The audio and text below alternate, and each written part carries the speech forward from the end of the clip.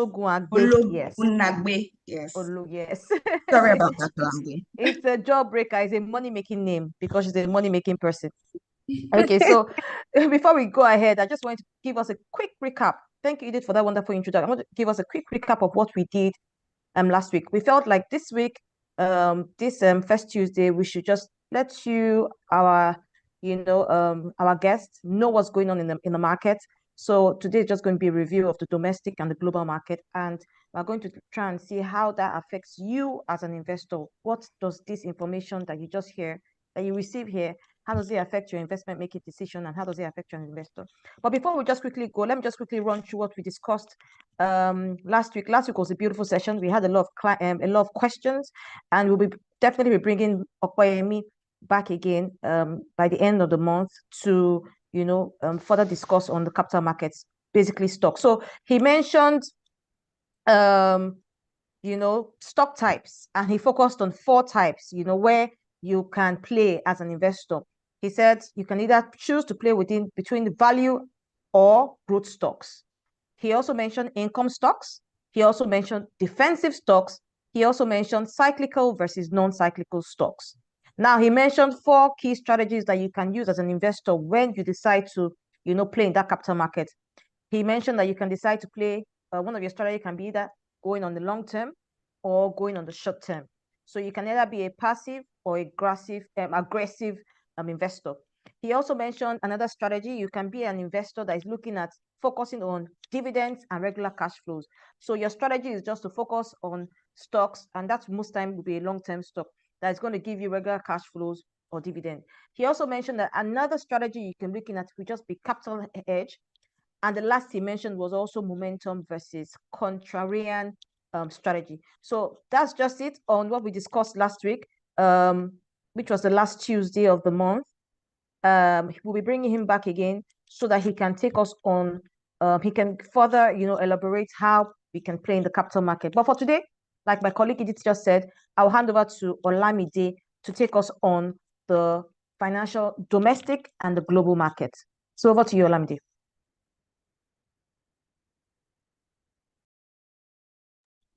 Okay, Taiwo, thank you very much. Okay, thank you. I had to give you the co-host so that you could share your screen. Yes, yes, that now. Sorry about that.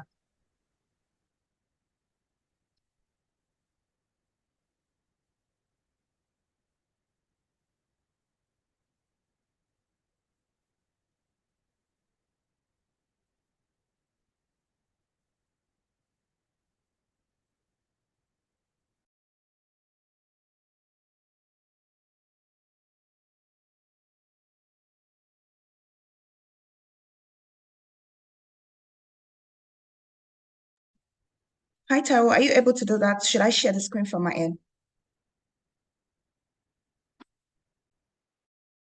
Okay, Olamide, you have the permission now. Thank you.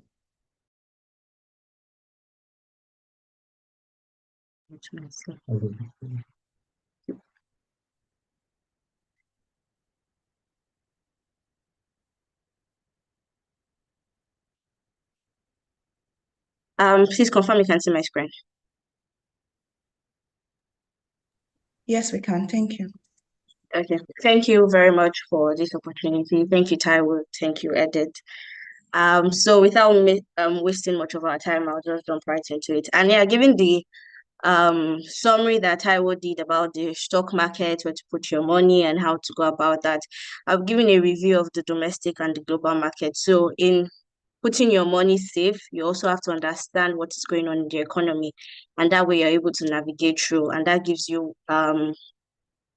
more leverage of saying, oh, this is where I should put my money, this is not it, oh, this is what will affect, and all of that. So I'll be jumping right into it. And so for the domestic outlook, we saw that over last week, we saw that Fitch upgrade Nigeria's credit rating, and this means that so it's like giving a child that moved from the last position to a third position. That's huge, and that's something for Nigeria. And so what this implies is that they've upgraded our credit ratings, meaning that Nigeria looks like a very stable place to put your money and to be safe. And the reasons why they gave this credit rating was because of the major reforms. Of course, we all know that the election which took place in 2023, of course, came with different shades. And of course, this different shade is what have yielded fruit or is yielding fruit. And based on this, they mentioned three things that made them upgrade Nigeria's outlook. And the first thing was the foreign exchange liberalization, the fuel subsidy removal, and the electricity tariff hike. And I'm very sure that we're aware that the first thing that happened that when the new president came in was the fuel subsidy, and he said, fuel subsidy gone. Of course, that put a lot of shockwaves in the economy, but in a way, it's like removing the big elephant from the room, because this fuel subsidy has a huge chunk that it takes from the revenue of the government. So that means that this money that they put to subsidize fuel can actually be used to do other things and maybe provide infrastructure, which can help build the economy and boost investors' confidence in the economy. And also there was a foreign exchange liberalization. Of course, being that we've seen prior before this new administration, under the arms of Cardoso, we saw that we had a fixed exchange rate, meaning that you go to the bank and you have the fixed rate where you have to transact. But over the years, they saw that, there's been a big margin between the parallel market and the official market. And as a result of that, they allowed the willing buyer, willing seller to take form of the market. And as a result of that, of course, like I said, when the reforms came into place, they had big shockwaves. Of course, everybody didn't take it lightly, but over the months, we have seen stability in the foreign exchange market. And also the recent electricity tariff hike. And of course, everybody say you have to pay plenty money. Will they give us this light? Will they do this? But of course, you can see that has held the private discourse accountable, such that they now said, for you people that are in this particular band, we'll be giving you this amount of light, and this is the money you're going to be paying. And of course, if they don't meet up to it, you can call them to order. Until when it used to be, this is what it is, because of this, there's no light and nobody gives this excuse. But of course, if they don't meet up to their particular quota now, you see them send send statements almost immediately, because they're making them more accountable. And this is as a result of the government removing tariffs and making sure that the government is more transparent. And of course, these three major reforms have actually made the government more transparent, more open, and there's communication. Unlike where we're usually put in the dark, we don't know what's happened. But this current administration has made that easy.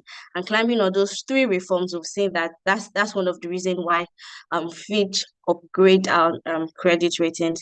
And also, these reforms were aimed at restoring macroeconomic stability and to enhance the policy credibility. Like I said, transparency was like the key thing that the government had in mind when coming into government. And of course, because of this, we have seen tremendous results. We've also seen other international bodies also say, because of these reforms that this government have put in place, the country will grow, the country will do this and all of that. And this is as a result of taking steps to make sure the economy is good. And of course, we know where the economy used to be before. We had corruption, we had instability, there was political instability. You don't know what was going on. Everybody was put in the dark. But now that it's clear, and even people from outside can actually see, this is what this country is doing. This is very nice. That means we can put our money here because it's safe, and that's as a result of transparency. And also, it was mentioned that Fitch said that the continuous lack of clarity on the size of the net FX reserve is also a constraint on the Nigerian sovereign credit profile. And they said that approximately 30% of Nigerian external reserve are constituted by foreign exchange bank swap. And so not to bore you with the big terminologies, I'm going to explain what bank swap is. So bank swap is an agreement between two parties, which is usually with the central bank to exchange one currency with another at a specific rate. So in simple terms, it's saying that, if I want to go into a contract, and because of the instability that's going on in the FX, I say, my friend, let's go into this contract, but this is the amount that I'll put at it, which of course has to be favorable for both of you. And you guys have to reach a consensus, and you sign a contract. So in future dates, if anything happens, you already have a contract binding this. And of course, the reason this has happened is because we want to increase our FX reserve. We've seen that our FX reserve has not been growing as much as it used to be. But now with that, we've seen that, that has strengthened our FX reserve. And that will give temporary stability in our reserve management.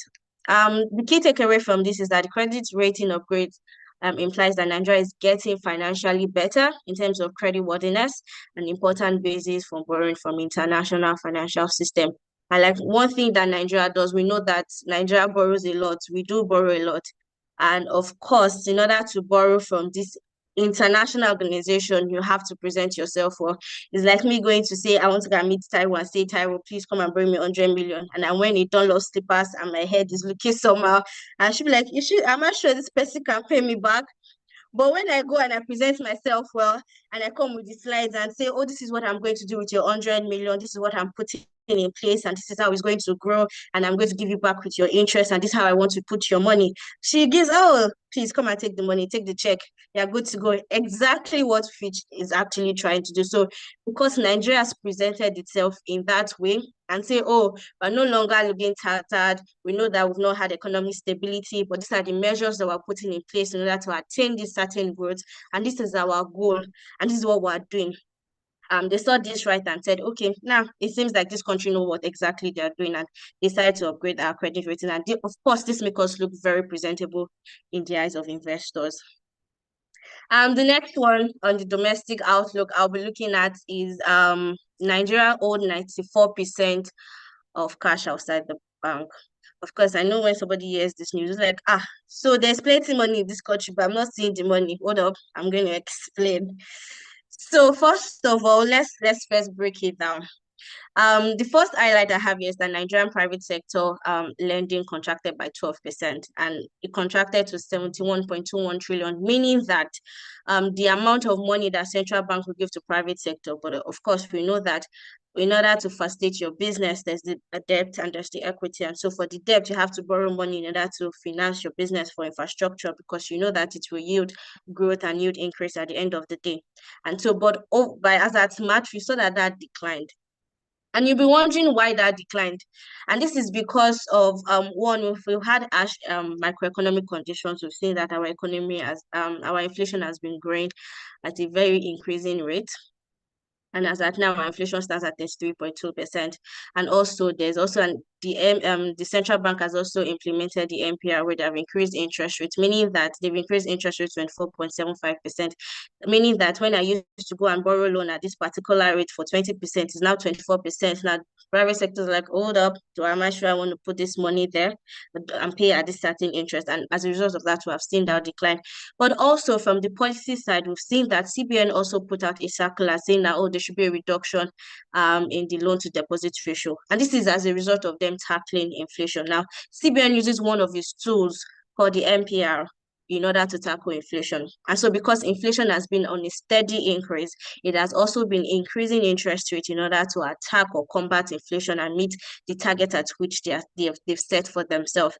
And so because of that, they reduce the loan to deposit ratio. And what loan to deposit ratio means that for every 100 naira that has been deposited, the bank have to give a certain amount of money out.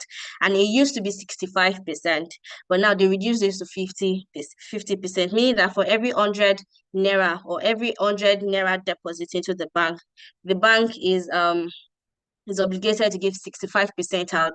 But now they reduced this to 50%. And this is because inflation, in layman terms, is like too much money pursuing fewer goods. And so if there's a reduction in too much money circulating the economy, that in a way can bring the inflation further. But of course, we've not started seeing the effect. And these policies that are put in place by the CBN, also given that they've also increased the CRR for banks and also for deposits banks and also for the merchant bank. And of course, this, like I said, is actually to combat inflation, because you know that inflation has actually been increasing. And of course, as an investor, meaning if you want to put your money anywhere, inflation is one figure you have to look at, because at the end of the day, you want to look at, oh, am I better off at the end of the day, or am I not better off at the end of the day? And so the CBN policy is to say, oh, okay, inflation, you are here, but we have to bring you down so that the economy can move better and can be fine, and so people can put their money, and at the end of the day you are better off, meaning that the 1,000 naira you have today does not in the next future becomes 100 naira. And that's one thing that the CBN is trying to do. And so that's why they reduced they increase the CRR. And what the CRR means that for all the banks, they have a specific amount that you're supposed to keep. So saying that for every 100 naira the bank make, you have to keep 45% with them. And that is, so you have to work with the remaining percent you have in order to circulate the money and make sure they're put into effective use. And the reason for this is to make sure that the money that is in circulation is for effective use. Now, going forward, to why there is too much money in the economy. Lately we've seen a little bit of instability in the economy, and I'm sure the current one is the fuel scarcity. I'm sure that would have had this event in a very big hall and big people coming and everybody's laughing and there's a lot of network.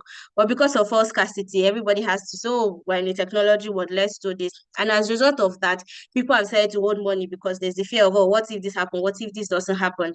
And all of that. But there are different reasons why people hold money. We have the transactional reasons, we have the speculative reasons why people hold money. And as a result of that, different reasons for different people. But we've seen that a lot of money has actually come out going forward.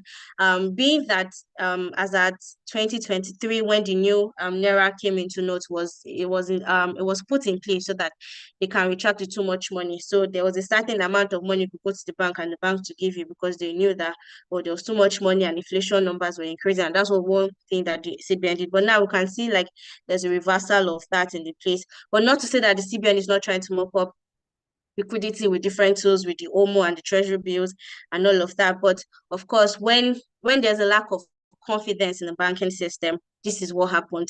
And of course, this is driven by economic uncertainty. Like I said, the fuel scarcity going on. If you obviously go to the fuel station to buy and say you want to use your card, some of them will say, no, I want cash. As a result of that, you can see that, oh, there's money coming out of the economy. But when you have economic stability at certain point, you will see that, oh, there's trust that when I send my money will go through and all of that. And besides, we still have a lot of people that are unbanked. And as a result of that, not everybody can navigate the app or using the USSD code to transfer money because people still believe that my money is my money. I want to hold it. It's not air money and all of that. So those are the reasons why we're saying that we have too much money in this that's why we're saying that we have too much money outside the bank. And of course this is very unhealthy, but like I said, there are policies in place, and even though the CBN has put in policies, we don't expect that, oh, because I said that this child should not lick sweet today doesn't mean that the child might not lick sweet tomorrow. It's a process, and it's small by small, and gradually we see the effect and everybody's better off. And we know Nigerians, the first thing we do when we hear a news, hey, this government wants to kill us, this government wants to do this, and we don't understand the implications of this thing and how it evolves around us and reasons why they are doing this. And I'm sure that's why this webinar is to educate us and say, oh, this is why this is happening. Of course, there's the panic mode, but hold up, let's explain what this meant. And so that's why this is happening. But the key takeaway from this is that Nigerian real sector will continue to suffer as businesses reduce credit. Of course, we know that businesses need this credit to actually grow. And we've seen that over the years, we've seen multinationals leave the country due to various reasons. But in summary, all of these are just short-term policies. They're short-term instruments to regulate the economy and put the economy in a stable place. Like I said, the credit organization Fitch just gave us an upgrade because they saw that, oh, this will yield fruit at the end of the day. And so it's a process, like I said.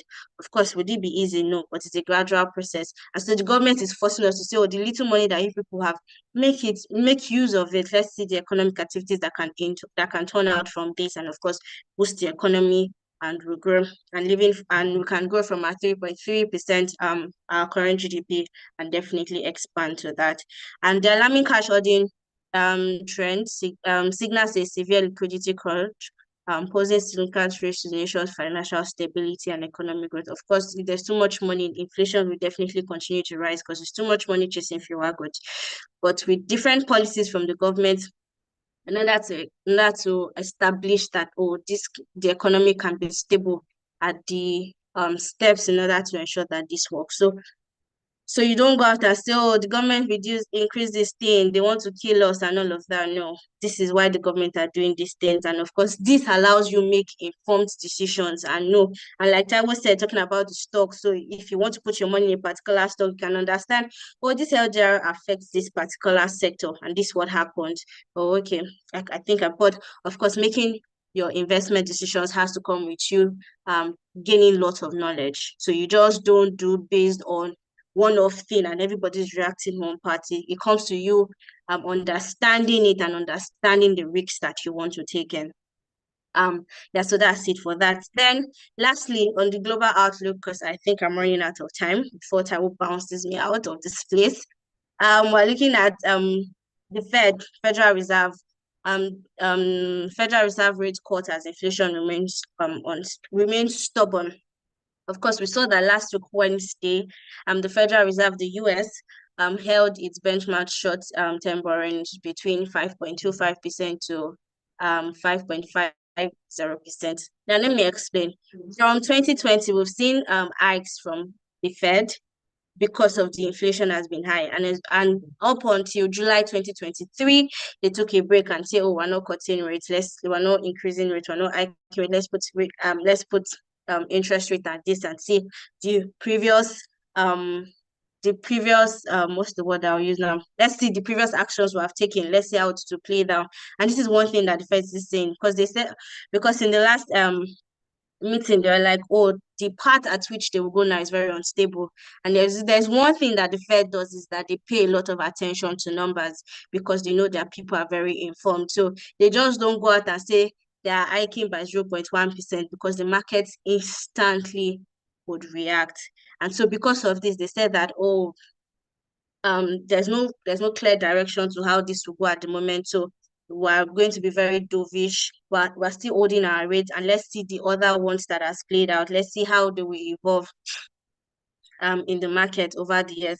Now, if you're and so going by what I wrote here, I wrote that the rate setting of the Federal Open Market Committee did vote to ease the pace at which it is reducing bond holdings and the central bank.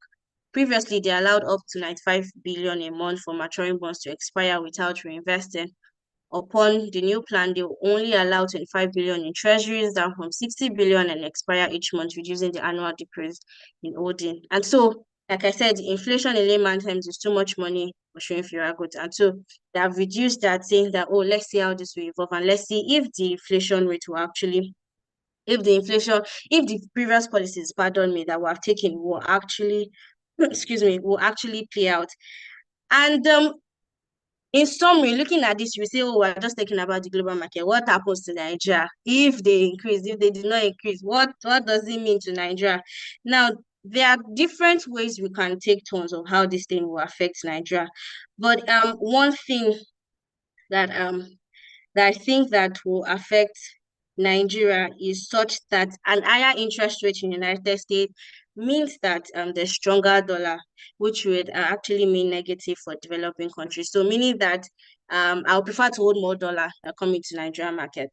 And that's what that means. So if at any point in time there's an increase or a decrease, people react to that. And so this makes their market more attractive or not, and of course affect the Nigerian market. And you as an investor are looking for different ways to put in your money in order that at the end of the day you're better off and your yield increase. So if the US market is looking favorable to you, definitely want to put your market to it, unlike the Nigerian market. And this is one instrument that the Fed used to attract that.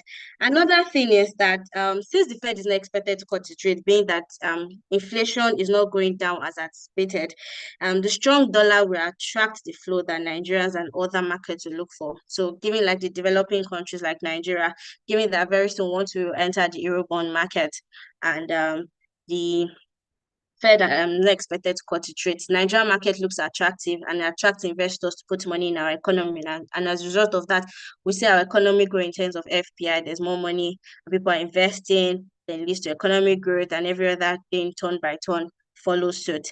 And so if this happens, it means that, oh, Nigerian market is more attractive. Oh, because the US that's trying to say, oh, inflation is this, let's wait, and which makes the Nigerian market attractive. And of course, that happens. Key takeaways from this is that the FOMC held rates, however, the signal a dovish tone. Of course, this means that they were calm. The dovish, like having the dove, when the dove ascended on Jesus Christ, it was calm. And this is what this means. So though people were expecting, oh, they were going to cut rate at this time and all of that, but in the midst of it all, they just wanted to have a direction and saying that, oh, in the next meeting, if this happens, this is what we'll do. Or if this doesn't happen, let's look at the data and see how this plays out. So we not cutting rate at this time. Let's wait and see what happens in the next data to come out.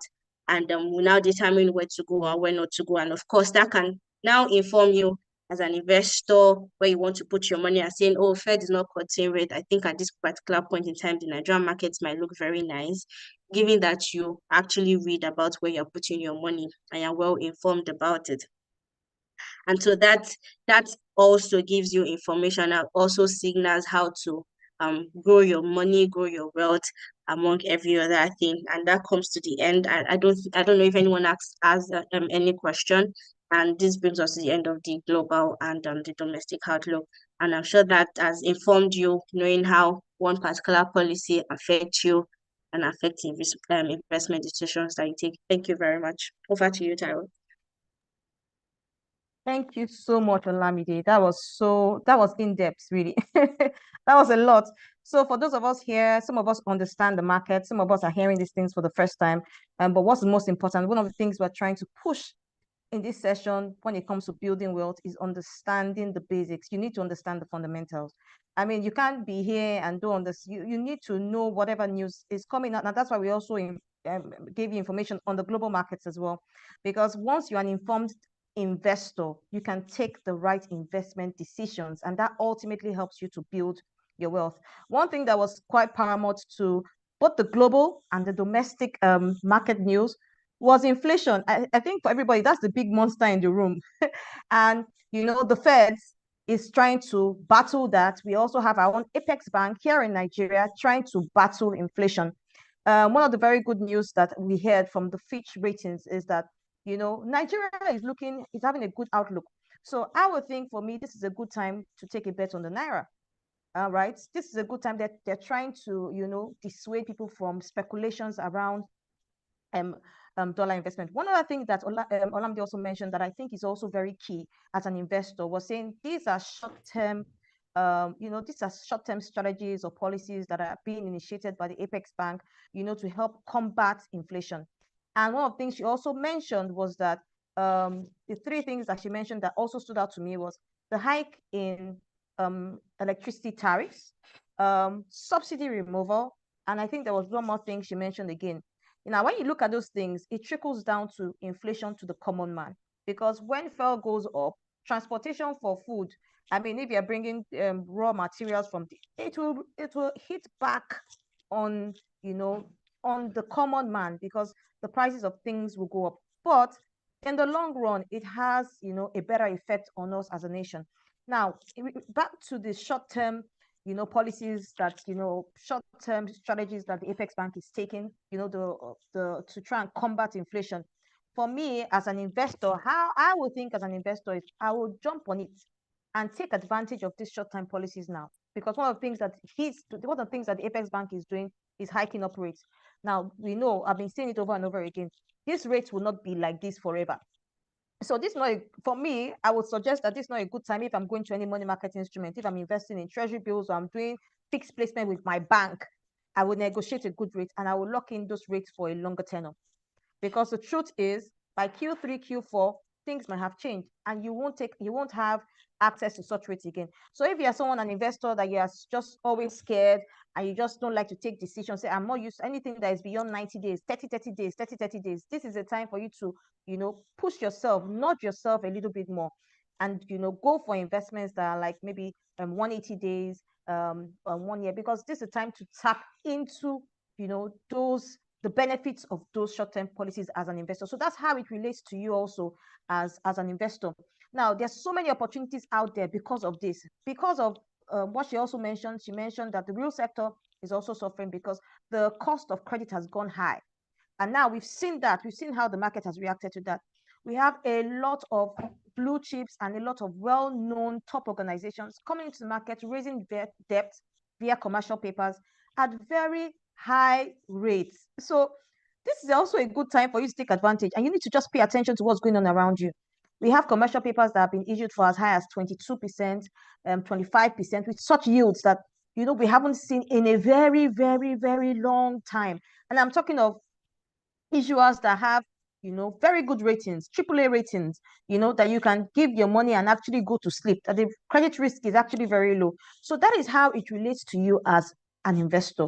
So we just feel like in this session is so important in the long run that you understand what is going on around you. You understand why decisions are being made so that it can help you take decisions. And like I also mentioned, in the last session or in the session before the last, I mentioned that we should also watch out. This is also a good time for a lot of Ponzi schemes to begin to emerge. And that's how it relates to us as also investors. A lot of Ponzi schemes are going to are going to flood themselves into the market, and they're going to be promising you a 5% flat per month, a 10% flat per month. And then you're going to think, if you are not very informed, you're going to believe that, oh, it's because the rates are going high. Let me just take the bait. And then you take the bait, and then we see go be like some people will say, and then your principal and your interest and everything is gone. So it's also a good time to understand what's going on around you, understand the global market, understand the domestic market, understand where you want to put your funds. Do I want to play in the capital market? Do I want to play in the fixed income space? Do I want to play in the money market space? Am I going to start thinking of long-term investment? Have I always been a speculator with dollars? Nigeria is having a good outlook. What can I do? Is this a time to jackpot? Those are the things that relate to you as a retail investor. So I think there's some questions in the group in the chat box. I'll let my colleague Edith handle that. Thank you so much. Well, thank you very much, Taiwo. Thank you, Olamide. That was a very, very, very, very insightful message. We have a question from someone on the group chat. He says, Olamide, good morning. So how does the Nigeria's credit worthiness affect the common person like me? Hi, Olamide. Do you want to take that? Yes. So then I want to crack a very dry joke. So knowing that one time, if you are going to Dubai, they say you're in Nigeria, come like this, let's check you. Let's do thorough checking. But now we've seen that given that there seems to be sort of stability, for a lack of a better word. When they come, oh Nigeria, yeah, Nigeria, okay, let's see. You can go. But that's a dry joke, by the way. But how does it affect a common man now? One thing Taiwo mentioned was given that the reforms that they looked at giving, sorry, a minute please, my network. Okay, can you see this?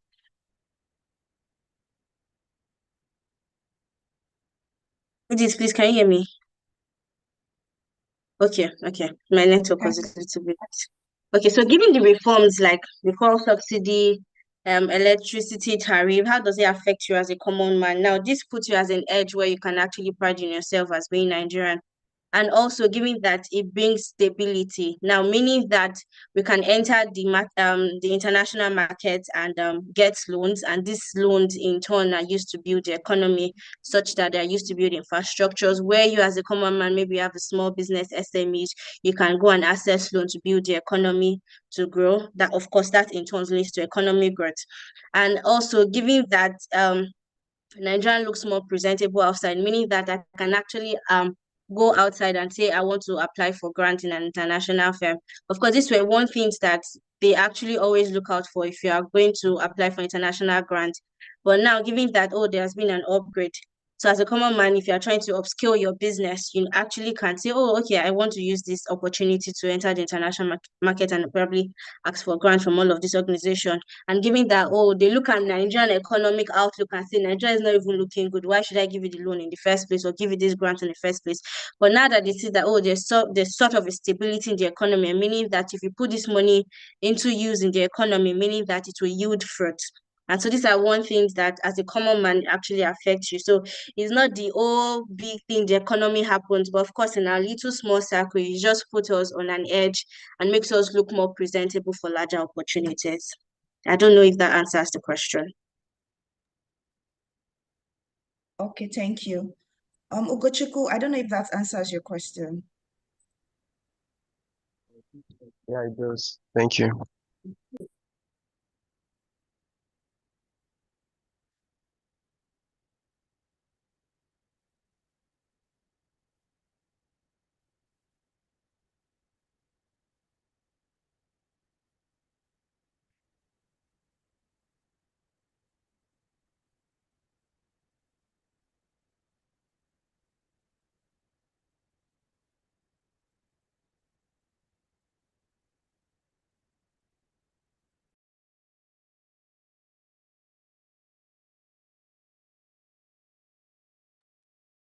Okay, I think Edith must be having a bit of network issue. So yes, we've gone beyond our um schedule time. We try to make this as short as possible. We know we're all busy people and we might have things that we need to attend to. So yes, first and foremost, we are commercial partners. We are a firm that offers boutique investment services, but we are also very passionate about educating people about taking the right investment decision. However, if you decide to make a move, start saving. The first sessions we had before this was building and starting small.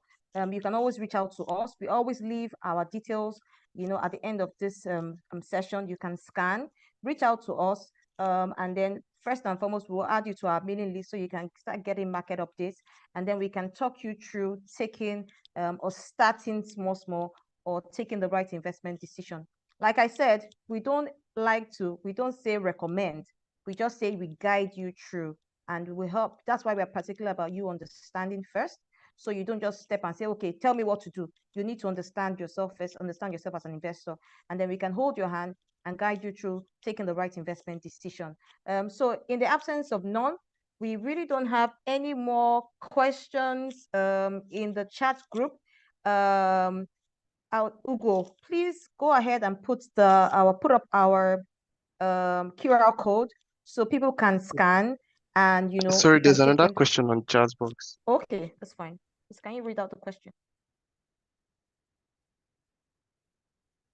All right, so someone asked, in one financial transaction or transfer in Nigeria, there are 3 to 4 charges or levies: NIP plus VAT, electronic money transfer levy, cybersecurity levy, ATM charges, all in one transaction. Wouldn't that discourage people from using electronic transfers? That's a very good question. And I think I must say I like the way this potential investor is thinking. You must be someone that is very you're very sensitive about cost. So I need to see that question again. Sorry, just give me 1 second. Let me just look through it myself. Okay. Before Okay. you do that, do you mind if I share little insight to that, Taiwo? Okay, please go ahead. Go ahead, please. Thank you. So I'm sure this question came as a result of the recent circular from CBN, and everybody is in panic mode. What does this government want? But of course, but I think that the first thing we should try to understand is the reason for this circular, and of course, it's for cyber crimes. And this recent one is so that this provides the financial industry the resource in order to combat cyber securities. And I think that recently in the news, I think as at last week, we've seen that bank frauds have actually gone over the roof in recent times. And as a result of this, they are just trying to curb all of that and say, oh, of course, they gave restrictions. But however, like you said, the levy is actually going to increase transaction cost, and it will put a little bit of pain. But I think that we should look at the good side where they are doing this, and this is just to provide financial resource in order to enhance cyber security measures actually, and this is for national security, if I may say, and just to make sure that there are balances and there are checks, and of course you wouldn't just say, oh, because there's one money somewhere and you do that and somebody can breach the internet and get your money and all of that. There are going to be checks and balances at every point in time, and so I'm thinking that this is why this circular is coming about. I'm coming as at now, but of course there could be more reasons to that. But on top of my head and given the circular, I think that's one thing the government is trying to put out. And another thing is there's also the part of trying to increase revenue for the government, being that we don't have so much revenue and trying to increase revenue net so that this can in turn to infrastructures and where we can put in our money. And of course, you can be safe and the money turns to economic growth and everybody's better off. And we don't have 133 million people living in multidimensional poverty. And of course, this is like I said, to increase government revenue and also to put checks and balances against cybersecurity in the financial sector. Thank you so much, Olamide. Also, to add to what Olamide said, I really love this question because this investor is thinking outside the box. As an investor, you should also consider expense or the total cost of your investment. Those things are very important because ultimately it's deep into your return on investment. So the more expensive it is, the more expensive some investment is, well, whatever expenses you are paying here or there, it actually trickles down to your returns on investment. But the good question you should be asking is, what is the benefit of this as against the the expenses?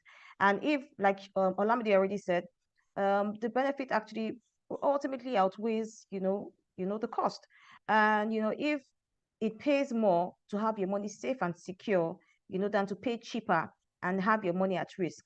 And I must also mention that this is also industry best practice. It's also quite common in the Western world, where you have to spend a little here and there, as expense. And it's, like she said, it's also trying to generate revenue, for the government as well.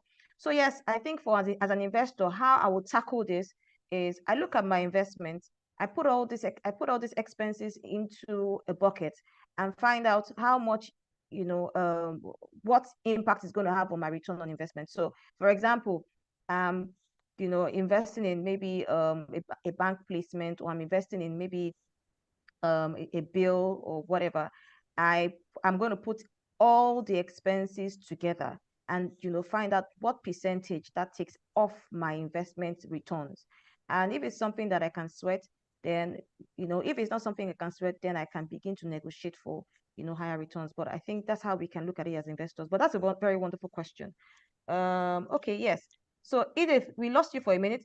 Please, we need to leave now. We've gone beyond that time. I think we've used 14 minutes Yeah, extra. sorry, yeah, you lost me for a bit. Yes. So we'll be rounding up the session now. Sorry, we had exceeded. I'm sorry, there's one more question in the Okay, chat box. Sorry. read that. Please read that out. Let's quickly take that and round up. All right, so someone wants to know that, but most investors are looking for tax havens. Wouldn't we be better off providing that tax haven to attract more foreign investors? Okay, Ogochukwu. So that's a good question. But there's some instruments that you can invest in that doesn't necessarily that are tax free, and that's the honest truth. I don't think okay, so there's some instruments you can invest in that are tax free. I don't know, maybe I will allow, what's her name, Olamide, speak to this. Olamide. Yes.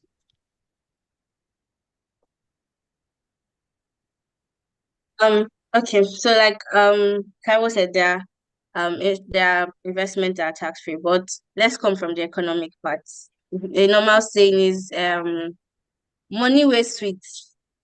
Sorry, soup wey sweet na money killer. And of course, if you want an economy to grow, you don't expect that you have everything come easy. And that's why there is the tax. Of course, if you are developed towards, there's tax for the water, there's tax for the phone bill, there's tax for this. And please, are they eating or are they reaping the fruit of it? Most definitely. But of course, Nigeria, I've come from a place that we tend to enjoy certain liberty on so certain things, and we can go scot-free about certain things, and we feel, oh, that's good and all of that. While in turn, it actually has an effect on the economy.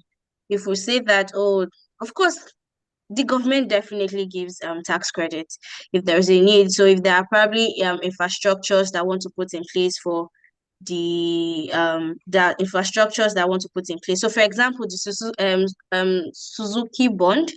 So it was for private companies to come and say, oh, invest, come and provide infrastructure for this, and if you do this, we'll give you tax credit for this particular time. And of course, they bought into it. So imagine doing a project that probably would not cost you as much as you pay for tax.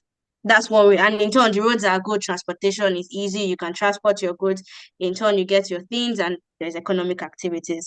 Also, there are different ways that the government have actually given tax credit. So let's say a company is going into a very big project that, of course, the government know that, oh, in turn, there is going to be huge investment on the economy, or to attract good investors. The government definitely will give tax credit to that, because they know that at the end, the benefit outweighs the costs. And I think that's how we should look at it. So, of course, there are certain things that the government will definitely give tax credit to, but also we should know that it's not every time we get freebies. We definitely have to pay for services that we enjoy.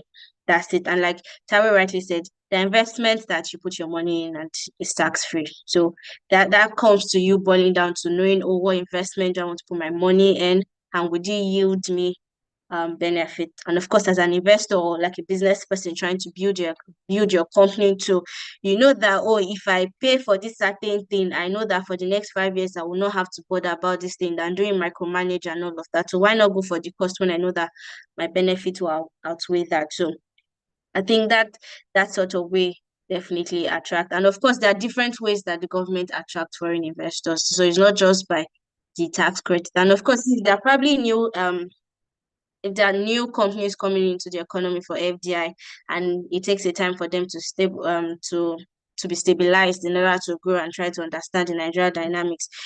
There could be a place where they have a negotiation with the government and saying, oh, we're coming to this economy, but we need you to give us this because of this and this. And of course, and in turn, this leads to employment for the economy and all of that. And knowing that we have high unemployment rates, the government can say, okay, for this certain number of time, we might give you tax credits because at the end of the day, you're making our people better off and they have more money in their pocket.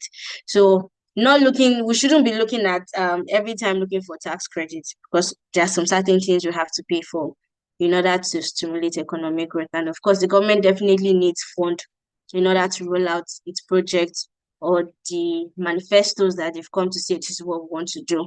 And that in turn definitely be the economy. But for investment parts are definitely investment that are tax-free that you can put your money in. I think that answers the question. Thank you. You can go ahead, Taiwo. Thank you so much, Okay, Olamide. thank you. Edith, Go ahead. over to you. Edith, over All to you. right, thank you very much, Olamide. That was very insightful. We've come to an end of the Money Talk session today. I really want to thank everybody for your active participation. I hope that all the knowledge you've gained today will help you making an insightful decision. Whatever financial decision you're planning to take, it's good that you have the knowledge and you're able to make all the necessary research before taking that decision. By the end of Q2, we'll be awarding our most consistent participant. We have a few people topping the list now, and by the end of Q2, we hope that we could award the winners. Thank you very much for this session. We hope you join us by the end of next month. Thank you. Thank you again. Please, Edith or UG, kindly put up our QR code so people can scan and have our details and put it at the end of the session. Thank you all so much again for joining the session. Thank you so much.